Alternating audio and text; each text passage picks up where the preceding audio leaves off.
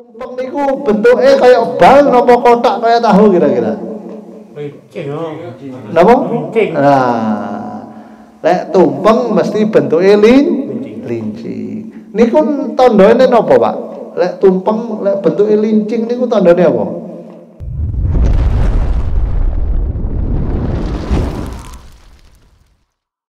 Selamat datang di Mas Mansur Channel bagi kawan-kawan yang membanggakan. Dalam edisi Merawat Nusantara kali ini, kita akan mengangkat sejarah persatuan dua agama pada abad ke-13 oleh Raja Singosari yaitu Prabu Kertanegara.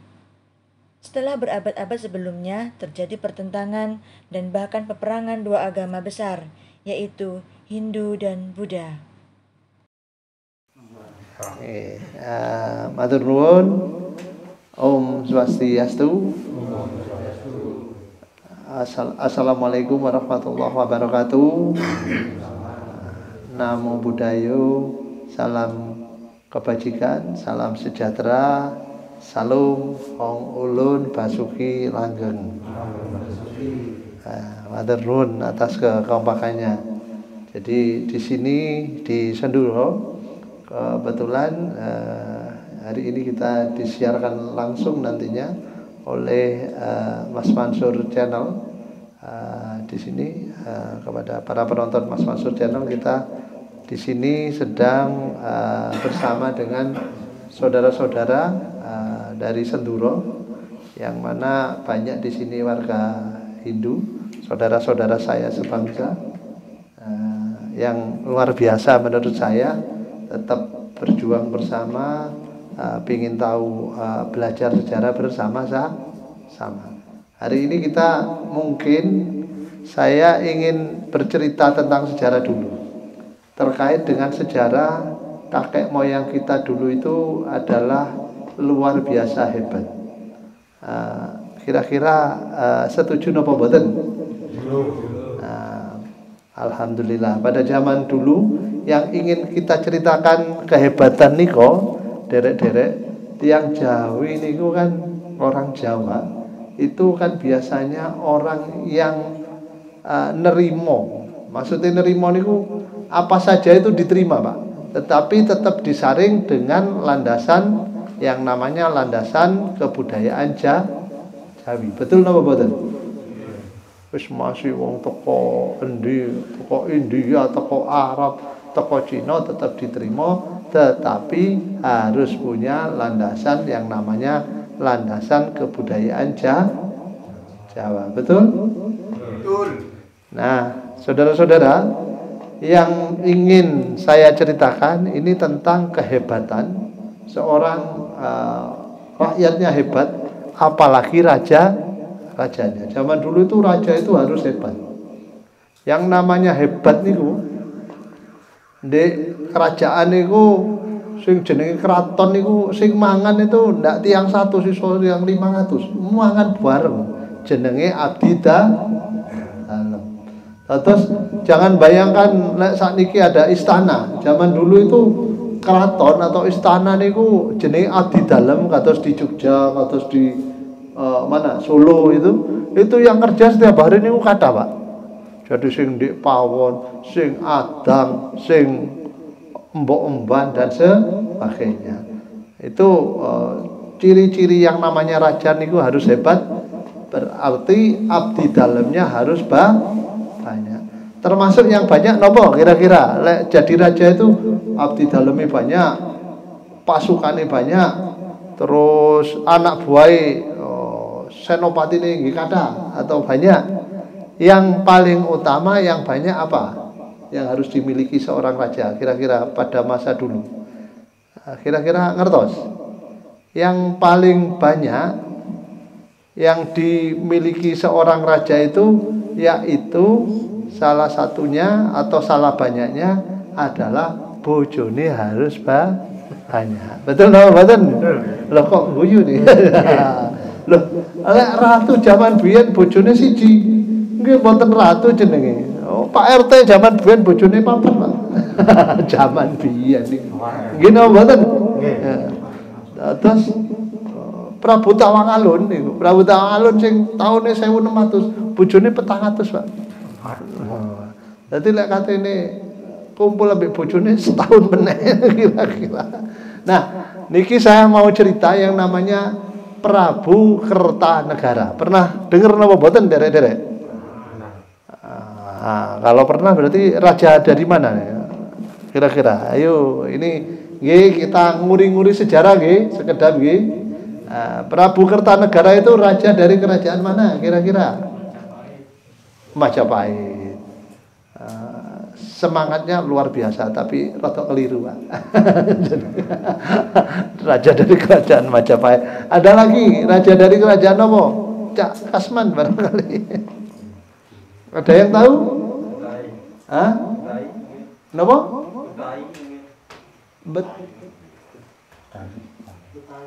Betawi. Oh, Kutai. Oh, Kutai. Nggih. Semangat boleh tapi agak kurang betul. Yang betul Raja Kertanegara itu adalah raja dari kerajaan Wah, langsung kompak. Kerajaan Singosari. Jadi Singosari kira-kira teng pundi? Oh, Malang, Mertosedaya. Jadi enggak apa-apa ya saya nguri-nguri sejarah. Nah, supaya derek-derek yang juga warga Hindu juga harus tahu bahwa kerajaan-kerajaan Hindu pada masa yang lalu itu hebat-hebat, Pak. Jadi ini sejarah ya. Kita tidak ngomong agama, tidak ngomong politiknya, tapi ngomong kehebatan kerajaan-kerajaan Hindu pada masa yang lampau. Yang mana itu adalah kakek moyang kita semua. Kakek moyang panjenengan juga kakek moyang saya juga. Jadi Raja Prabu Kertanegara dari Singosari ini punya semangat persatuan, Pak. Nopo Pak Mansur kira-kira persatuannya? Yang pertama, Raja Singosari ini ingin mempersatukan Nusantara. Jadi lebihan kan wong Jawa tok, Madura tok. Tapi lek Prabu Kertanegara niki orangnya tidak mau seperti itu.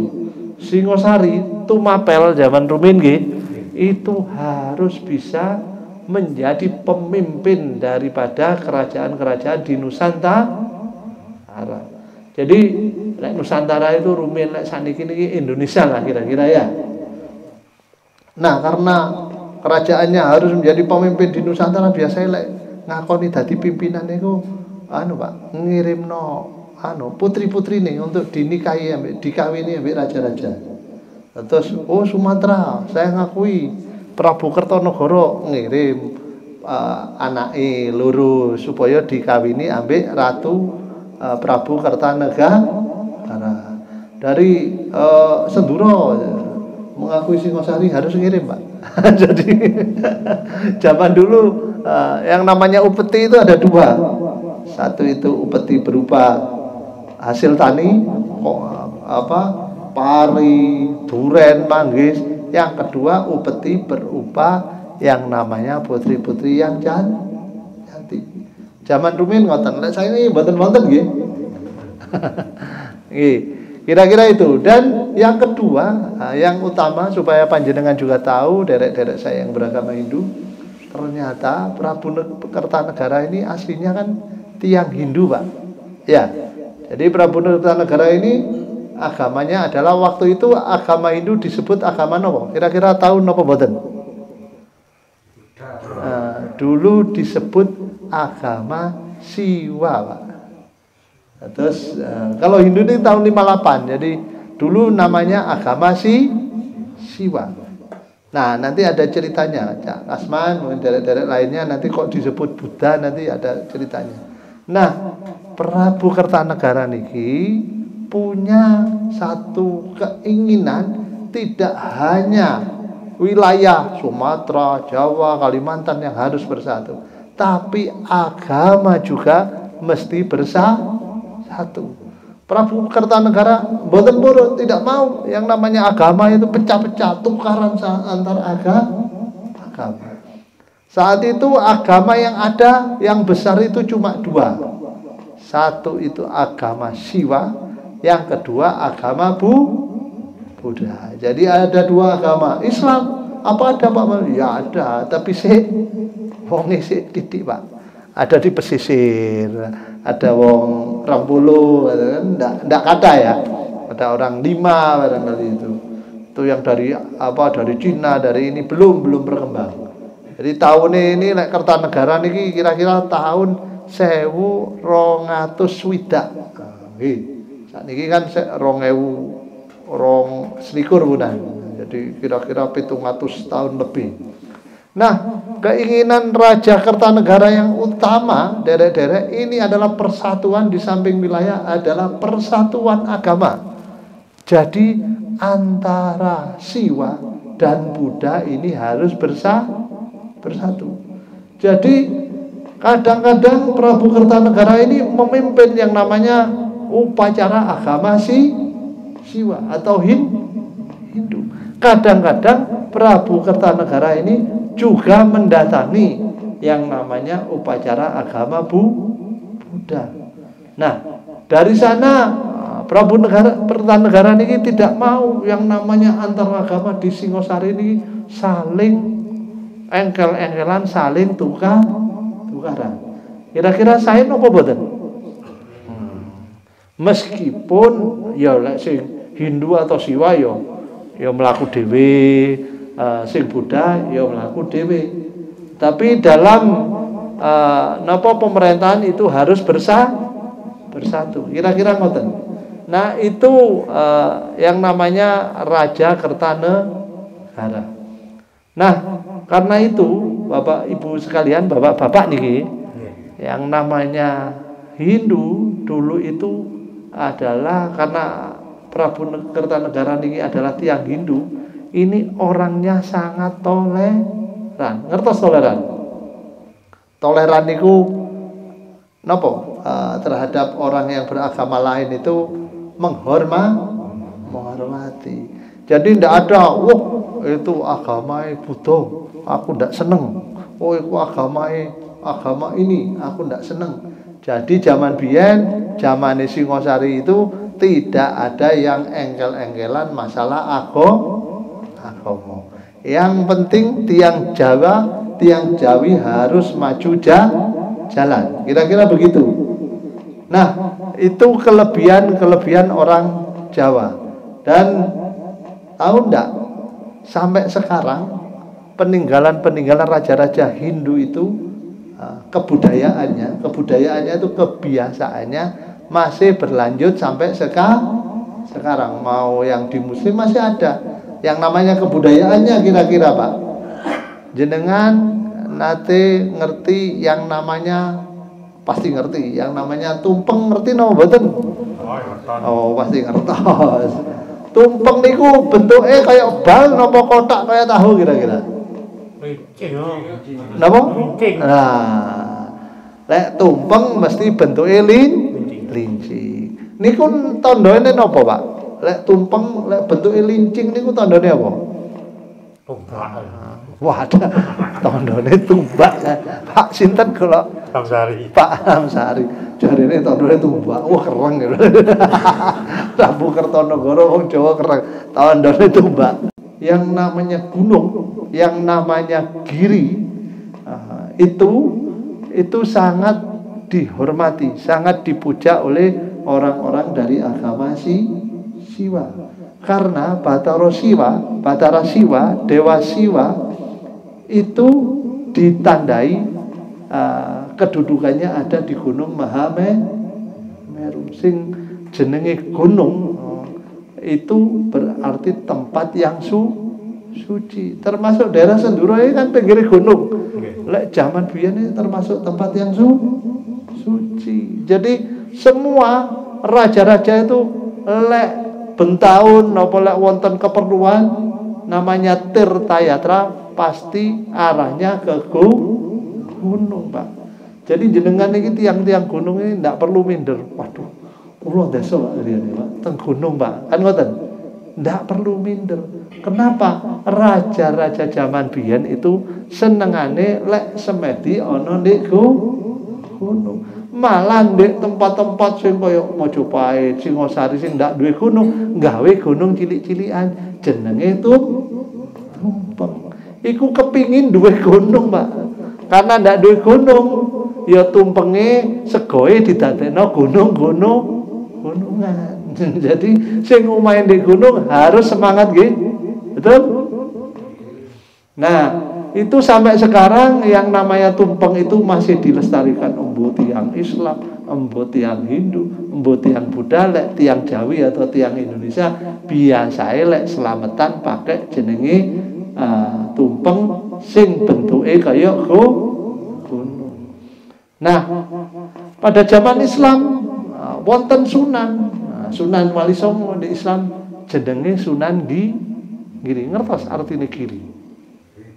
Giri artinya gunung. Jadi anggene niku Sunan Giri niku teng Gresik niku teng dhuwure gunung. Jadi gunung itu tetap pada zaman Islam awal niku sangat dihormati. Wali Songo ada sing jenenge juluke Sunan Gunung atau Sunan Giri.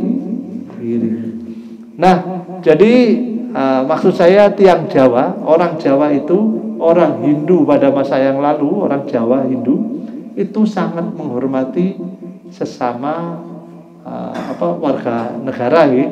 Jadi tidak ada kon kafir, kon dudu Hindu, ndak oleh urip di tanah Jawa, ndak oleh urip di Nusantara, mboten seperti itu. Kira-kira mudah-mudahan di Senduro niki kan juga banyak warga Hindu.